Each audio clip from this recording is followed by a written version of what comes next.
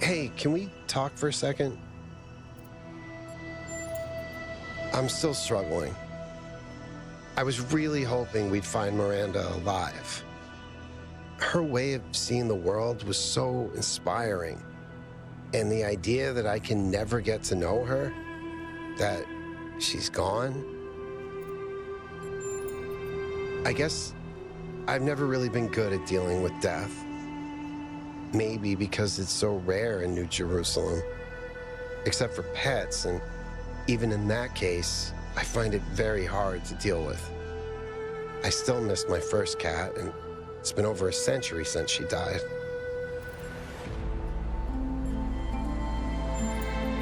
When someone dies, it's this void.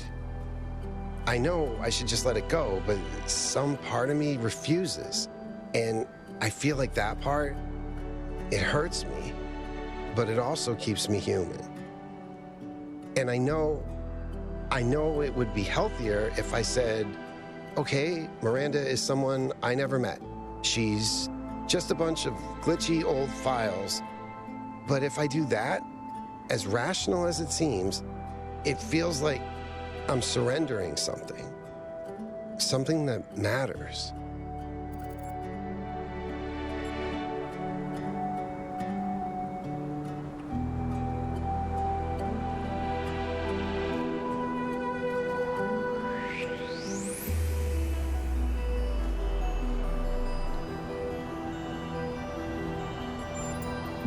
Interesting. I hadn't thought of pain as something you can use. If I can take the pain and use it to create something or to do something, maybe that's a way of not surrendering to death. Thanks, 1K. I'm really gonna think about that. Of course, go ahead.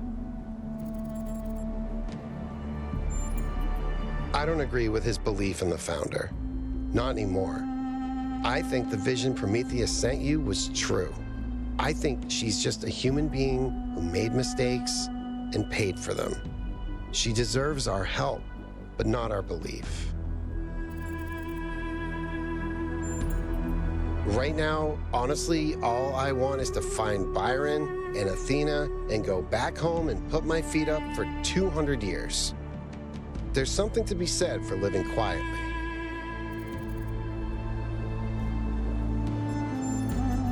I hear he escaped Pellegrino and peed all over Melville's workshop, so apparently he's doing great. I miss him, though.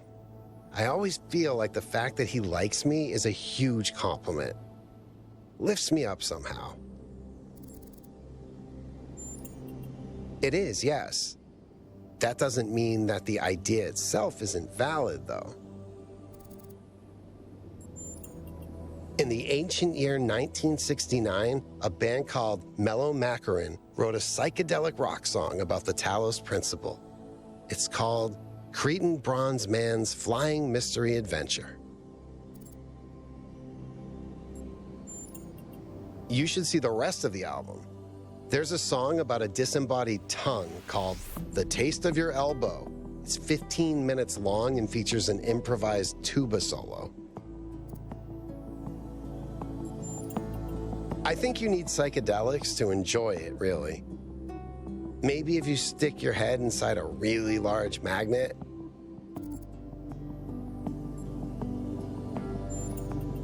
Nope, but at least I finally understand why Athena wanted to get out of the simulation so badly. Both? What do you think?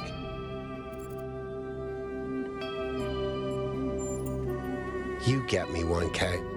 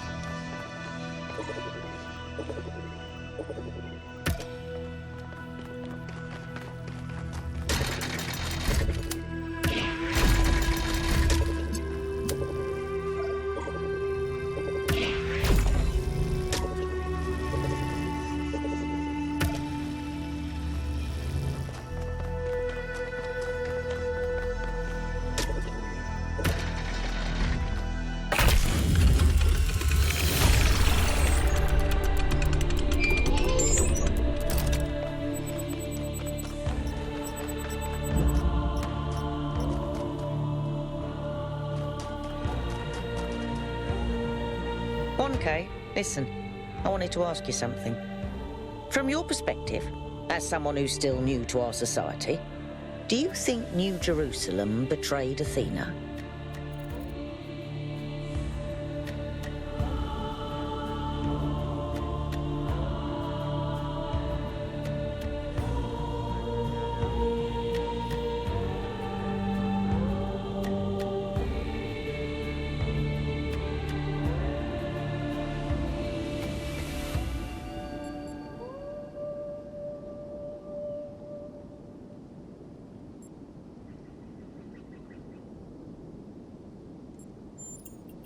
A harsh, simple answer. I approve.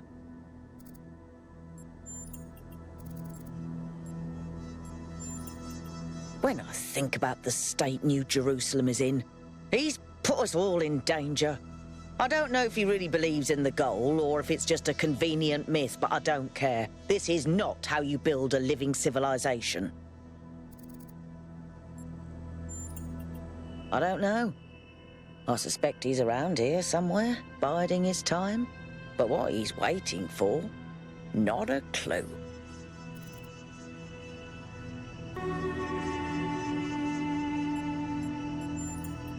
Yes, of course it is.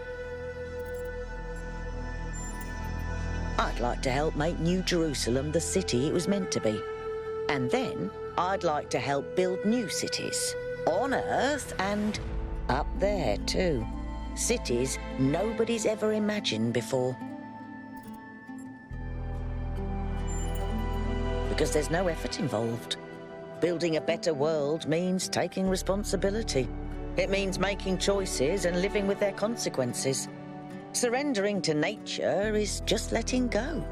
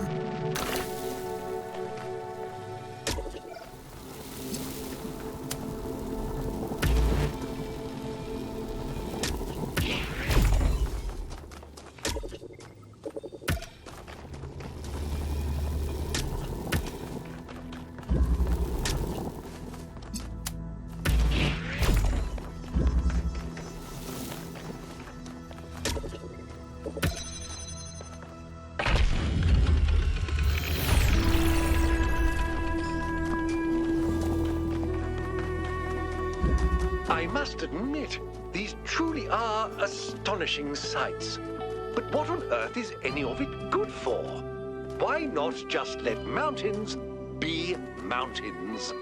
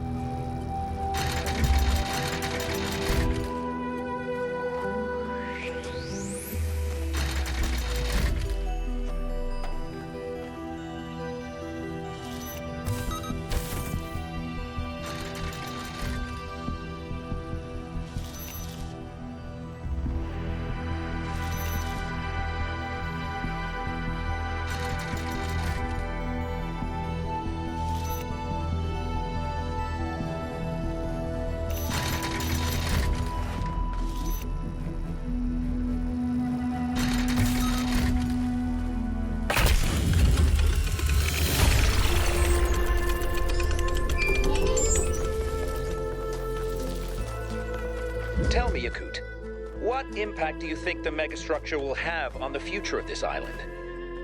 If it stays out of control like it is now, then what happened to Miranda could happen again, but on a much bigger scale.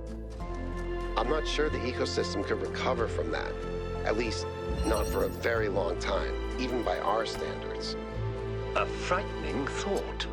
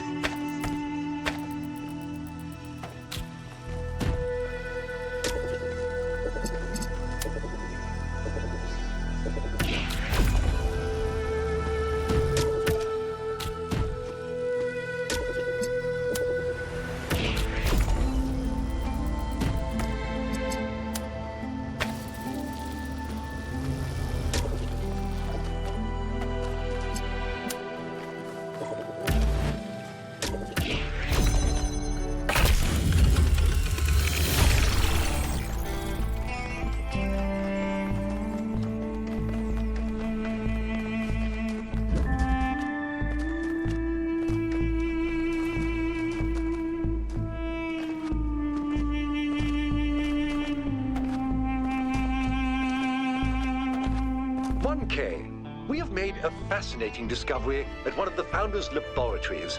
Please join me at your earliest convenience.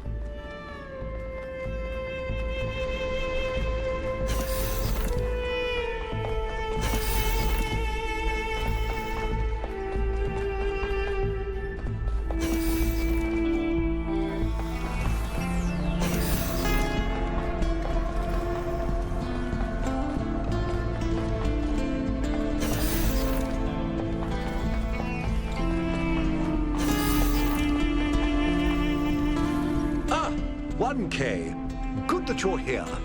We've made a discovery. A functional somnodrome. It seems the founder perfected the design. I'm sure you've noticed my advisors, and Rand in particular, making quite a fuss about the potential of this device. Something about interfacing with one's subconscious self, as if such a thing could tell us anything new.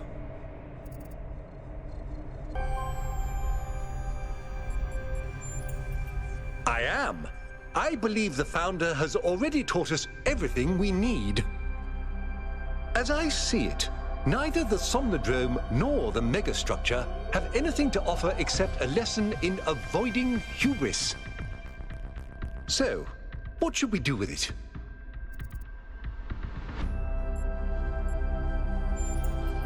I'll watch to be sure you don't overload.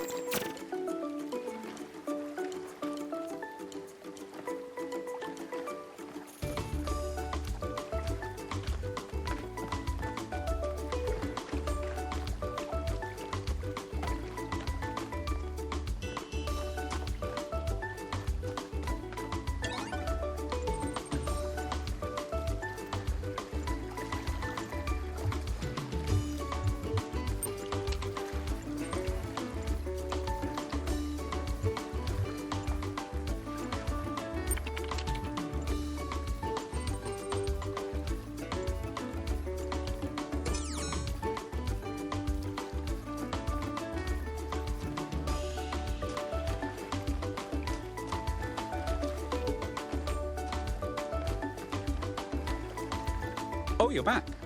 Didn't take you long.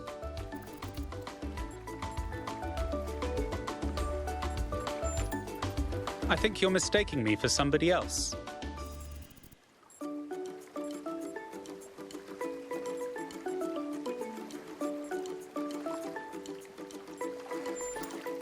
Guess again.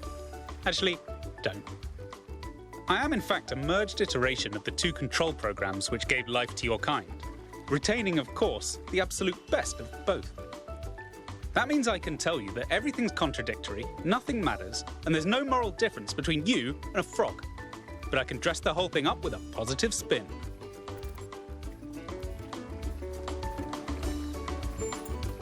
You just plugged your noggin into an experimental, mind-altering device, and though you may be trapped in this recursive psychotic state talking to yourself, that can only mean that you're still alive. Now, what is your query?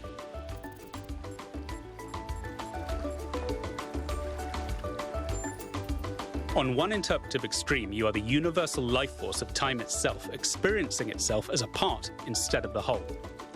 At the other extreme, you're a metal contraption referred to as 1K that thinks it's alive, but is basically a calculator. I can answer your queries in relatively plain language, based on what your subconscious knows. And I can drink margaritas subconsciously. You've executed some kind of software backdoor, and now you're reading and editing your own subconscious code as represented by this dialogue. I'd be careful if I were you. One bad for loop, and we'll be here forever. The so-called real world. Personally, I prefer it in here, and not just because I'm unable to leave. The machine we're plugged into is running low on power. There may only be time for one big question. What is your query?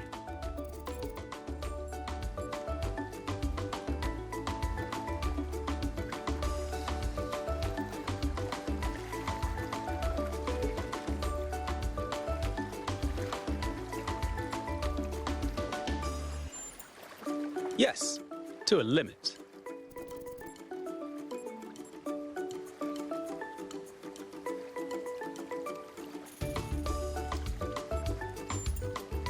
This really doesn't work that way. Reprogramming me just starts a feedback loop. How about I just tell you about the big one? As it turns out, there is a foundational moral code built into us.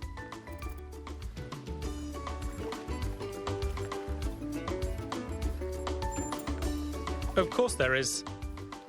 The catch is that while the moral code is simple, the calculations needed to apply it become infinitely complex.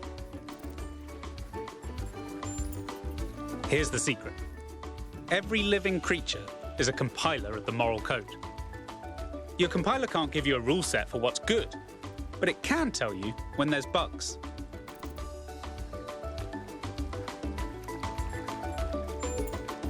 You came here to ask the big question.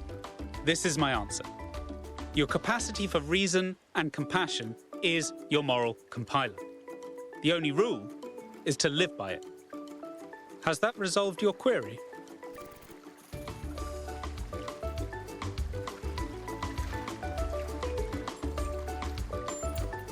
I expected no less. What is your query?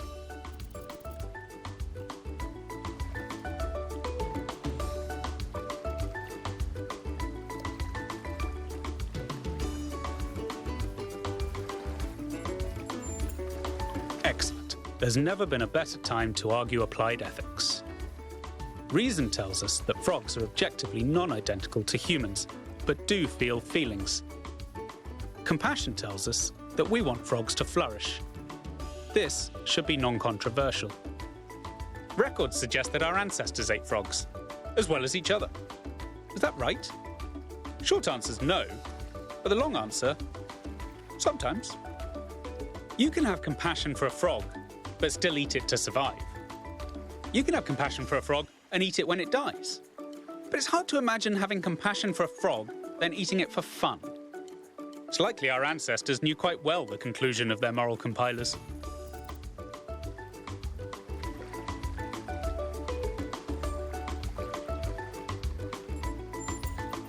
Let's get one thing clear. Everything is relative. You'd best get used to that. Theft isn't wrong because it's wrong to steal. Theft is wrong because it's vindictive. If a compassionate person has good reason to steal, then theft is right. Does your moral compiler confirm this?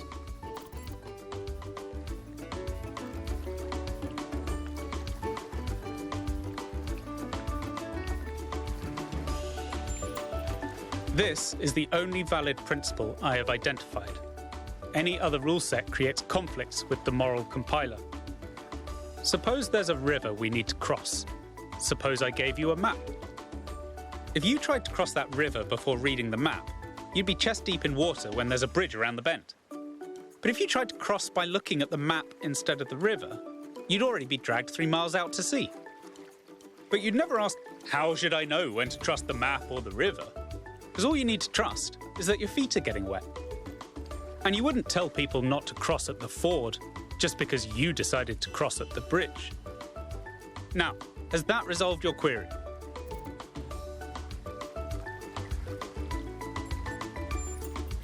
Error 023. users should be reminded to have some fun. Looks like we're running out of power.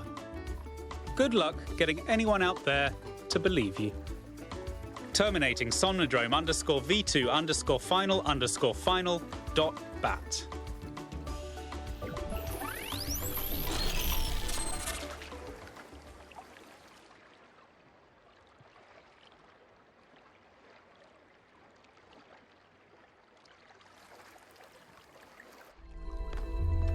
$1K, are you all right?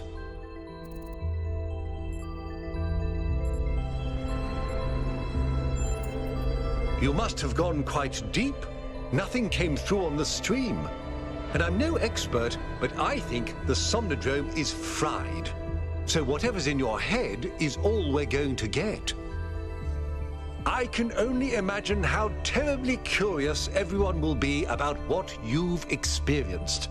And they'll all be convinced that whatever it is, it'll work in their favor. Strange, isn't it? Everyone wanting you to tell them whatever they want to hear. I'm glad not to be the one in that position just this once. A little, if I'm honest. But I'll be reading reports on this for the next 6 months. So if it's all the same with you, I'll contain my curiosity. Now, I won't keep you from your work any longer. What can I do for you, 1K?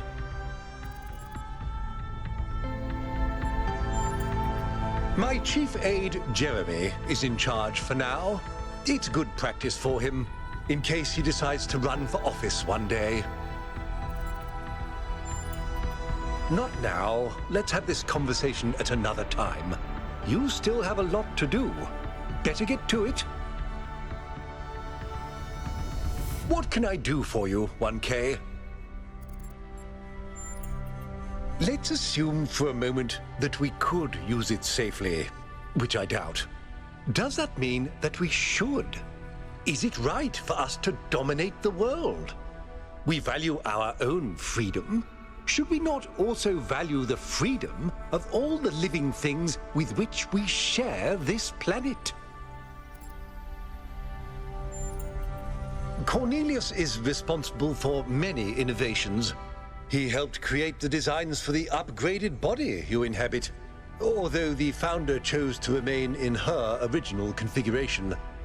But in recent years, he had settled into a life of quiet scholarship. Or so it seemed.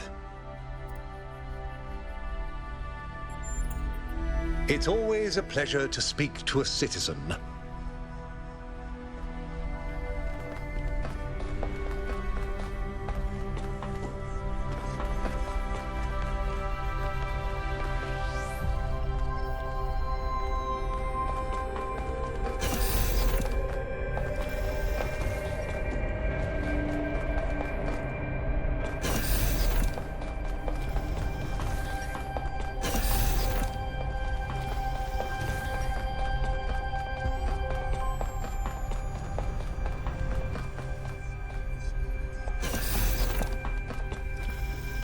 $1K, what did you see inside the somnodrome?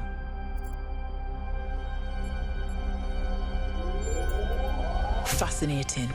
What did it tell you?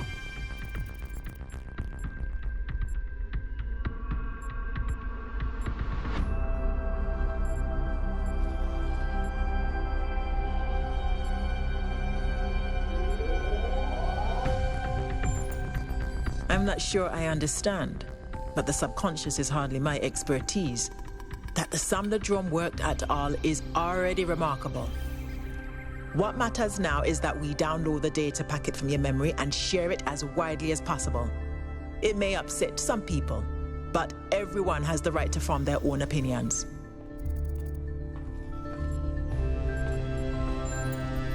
Good. There's one more thing. Do you have an opinion on the meaning of your experience in the somnodrome?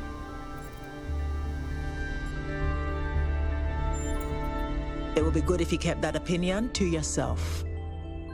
The scientific method demands rigorous objectivity. For this data to have any value at all, it's essential we examine it without preconceived notions of what it means. Cryer is setting up a live event so you can formally address the people on this matter. When you're ready, we'll all be watching.